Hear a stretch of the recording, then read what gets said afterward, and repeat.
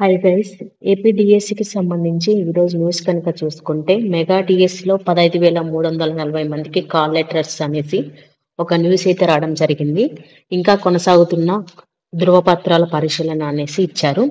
So మనం కనుక నిన్న చూసుకుంటే నిన్న మనకి వెరిఫికేషన్ అయితే స్టార్ట్ అయింది. ఇది మార్నింగ్ స్టార్ట్ అయ్యేసరికి 11 గంటలైంది స్టార్ట్ అయ్యేసరికి. రాత్రి 11 గంటల వరకైతే కొనసాగింది అనేసి మనం చూసుకోవచ్చు. సో ఈ ధృవపత్రాల పరిశీలన ఈ రోజు వరకు కొనసాగే అవకాశం అయితే ఉంది. సో వీటిని శని ఆదివారాలలో జాబితా అయితే పరిశీలించి మనకు మండే ఆర్ ట్యూస్డే అయితే ఫైనల్ లిస్ట్ అయితే రిజర్వేషన్ల ప్రకారం మనకు తుది జాబితా అయితే ఇవ్వడం జరుగుతుంది. కట్ ఆఫ్ మార్కులతో పాటు ఎంపికైన అభ్యర్థుల జాబితాను పారదర్శకంగా అయితే విడుదల చేయనట్టయితే తెలిపారు.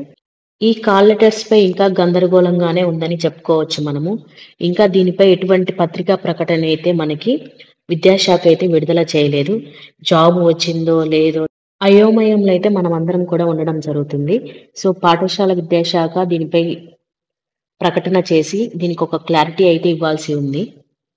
సో వెరిఫికేషన్ అయితే స్టార్ట్ అయితే అయిపోయింది. ఈ వెరిఫికేషన్ సంబంధించి ఎంతమంది అర్హత సాధించారు, ఎంతమంది అనర్హులు అనే వివరాలు అయితే ఇప్పటివరకు పాఠశాల విద్యాశాఖ అయితే వెల్లడించలేదు. దీనిపై విద్యాశాఖ అయితే స్పందించి ఒక final list and selection list అయితే విడుదల చేసి ఇటువంటి ఊహాగానాలకు అయితే ఫుల్ స్టాప్ పెట్టాల్సి ఉంది అంతైనా. అలాగే మనం చూసుకుంటే నిన్న సర్టిఫికేట్ వెరిఫికేషన్ వెళ్ళిన వాళ్ళలో కొంతమంది కొన్ని కారణాల వల్ల రిజెక్ట్ అయితే అయ్యారు. సో అలాగే కొంతమంది అభ్యర్థులు ఎక్స్ సర్వీస్ మ్యాన్ వాళ్ళ ఫాదర్స్ అలా అయితే వాళ్ళు ఎక్స్ సర్వీస్ మెన్ గా అయితే పరిగణించుకొని సర్టిఫికేట్ వెరిఫికేషన్కి అయితే వెళ్ళడం జరిగింది. సో ఇలా ఎవరైతే రిజెక్ట్ అయ్యారో వాళ్ళందరినీ కూడా తీసివేయడం జరిగింది. అలాగే వాళ్ళ ప్లేస్లో నెక్స్ట్ మెరిట్ ఉన్న వాళ్ళకైతే ఛాన్స్ అయితే రావడం జరుగుతుంది.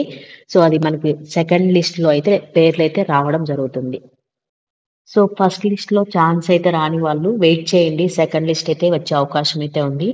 అలాగే మనం నిన్న గనుక చూసుకుంటే మనకు అఫీషియల్‌గా మన పర్సనల్ లాగిన్‌లో ప్రింట్ అప్లికేషన్ సంబంధించినటువంటి ఆప్షన్ అయితే కొంతమంది అభ్యర్థులకైతే చూయించట్లేదు. మరి ఇది ఎందుకు డిలీట్ చేశారు అనేసి విద్యాశాఖ అయితే ఇంకా స్పందించలేదు.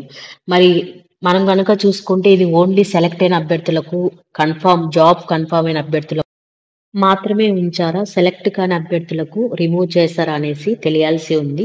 మనకు దీని గురించి అయితే ఈరోజు ఈవినింగ్ లోపల ఒక క్లారిటీ అయితే వస్తుంది. Thank you guys.